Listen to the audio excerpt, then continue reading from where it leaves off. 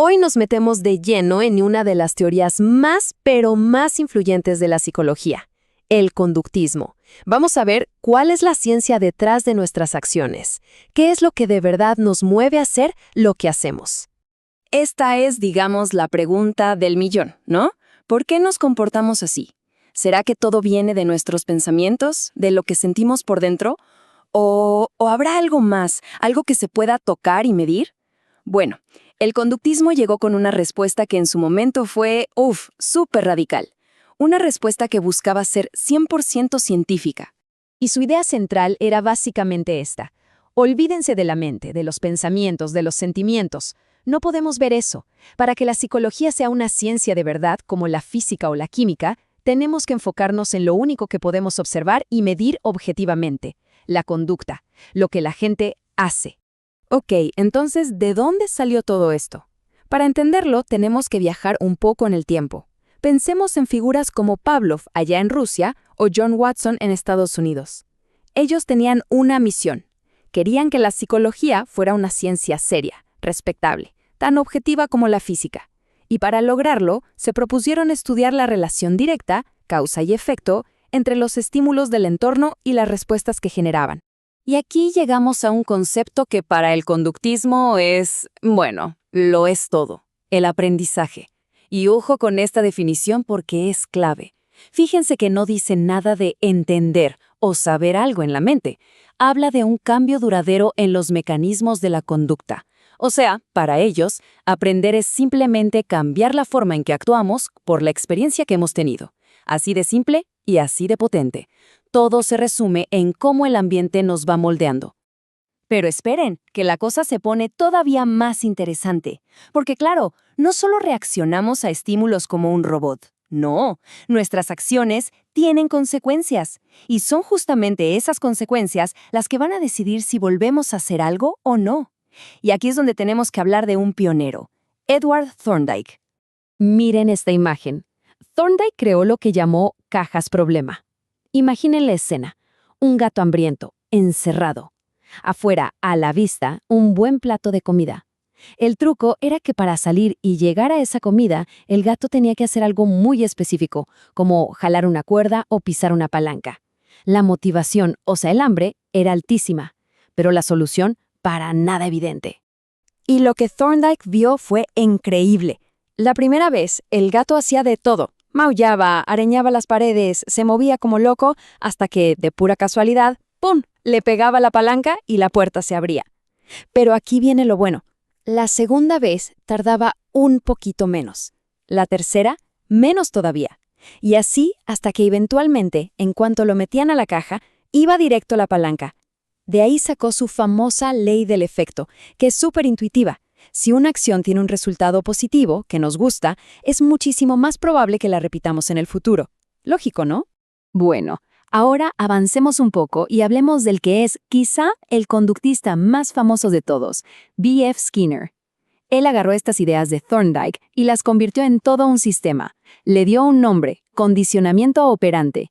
Y con esto, de verdad, cambió las reglas del juego. Y para estudiarlo, diseñó esto, la famosísima caja de Skinner, que, no era una caja de tortura ni nada de eso, Era, más bien, un pequeño laboratorio súper controlado. Tenía una palanquita, un dispensador de comida, a veces luces o sonidos. Todo estaba perfectamente diseñado para observar, sin ninguna duda, cómo una acción, lo que él llamó un operante, era afectada por lo que pasaba justo después. Esto lo ilustra a la perfección. Skinner trabajó muchísimo con palomas, y el proceso es claro. La paloma aprende que si hace una cosa muy específica, como picotear este disco, entonces, premio, recibe comida. ¿Y qué pasa? Pues que la conducta de picotear ese disco se hace cada vez más y más frecuente, se fortalece. Entonces, si tuviéramos que resumir el condicionamiento operante en una sola frase, sería esta. Es una idea súper simple, pero a la vez increíblemente poderosa. Nuestra conducta está controlada, en gran parte, por sus consecuencias inmediatas. Lo que pasa justo después de que hacemos algo es lo que importa. Muy bien, ya entendimos la idea general. Ahora, vamos a meternos en los detalles, en los mecanismos. Skinner se dio cuenta de que hay básicamente dos tipos de consecuencias que controlan lo que hacemos: el reforzamiento, que hace que una conducta aumente, y el castigo, que hace que disminuya. Y aquí es donde a veces la gente se confunde, pero es más fácil de lo que parece. Ojo, positivo aquí solo significa sumar o agregar algo, y negativo significa quitar o restar algo, nada que ver con si es bueno o malo. Entonces, el reforzamiento positivo es fácil, das un premio por hacer algo bien y la conducta aumenta. El castigo también es claro, agregas algo desagradable para que una conducta disminuya. Pero el reforzamiento negativo, este es el que confunde a todos, no es un castigo, al contrario, también hace que la conducta aumente. ¿Cómo? Porque al hacerla quitas algo molesto. El ejemplo clásico, el ruidito del coche hasta que te pones el cinturón. La acción de ponerte el cinturón, que queremos que aumente, elimina el sonido molesto. Eso es reforzamiento negativo. Y uno podría pensar que esto es solo cosa de ratas y palomas en un laboratorio, pero para nada. La influencia de estas ideas es gigante. Piensen en la psicología clínica, en cómo se maneja un salón de clases, en los bonos de productividad en el trabajo, hasta en cómo se entrena a un perro. Los principios del condicionamiento operante están literalmente en todos lados, nos demos cuenta o no. Pero la historia no acaba con Skinner, ¿eh? El conductismo siguió evolucionando y llegó un psicólogo llamado Albert Bandura que se hizo una pregunta que lo cambió todo. A ver, ¿de verdad es necesario que nosotros recibamos el premio o el castigo para aprender? ¿No podemos aprender simplemente viendo a los demás? Para ser justos, antes de Bandura ya había gente como Miller y Dollard que hablaban de la imitación. Pero para ellos la cosa era así. Uno imita a alguien y si al imitarlo recibe un premio, pues entonces aprende. O sea, la imitación era solo otra conducta que necesitaba su propio refuerzo directo. Era un buen primer paso, pero se quedaba un poco corto. Ellos lo explicaban con un ejemplo como este, el de Juan y Beto. Juan, el hermano mayor, escucha los pasos de su papá y ya sabe que eso significa que le van a dar un dulce, así que corre a la cocina. Beto, el chiquito, no tiene ni idea, pero ve a su hermano correr y lo imita, corre detrás de él. Al final, el papá les da dulces a los dos. ¿Ven? En este caso, Beto aprendió porque su imitación fue reforzada directamente. Y aquí es donde Bandura dice, un momento, ¿qué pasa cuando uno ve que a un compañero de trabajo lo felicitan por llegar temprano? Y entonces uno empieza a llegar temprano también, aunque a uno nadie le haya dicho nada. ¿O qué pasa con todas esas cosas que aprendemos viendo la tele o a nuestros padres y que repetimos mucho tiempo después? Ahí no hay una recompensa directa inmediata. La respuesta de Bandura fue su teoría del aprendizaje social, y es una idea que hoy nos parece obvia, pero que en ese momento fue un bombazo. Su propuesta es que las personas podemos aprender conductas nuevas solo con ver a otros, con observarlos, imitarlos, incluso si no nos dan ningún premio por ello. Y esto fue un paso de gigante porque de repente la mente volvía a importar.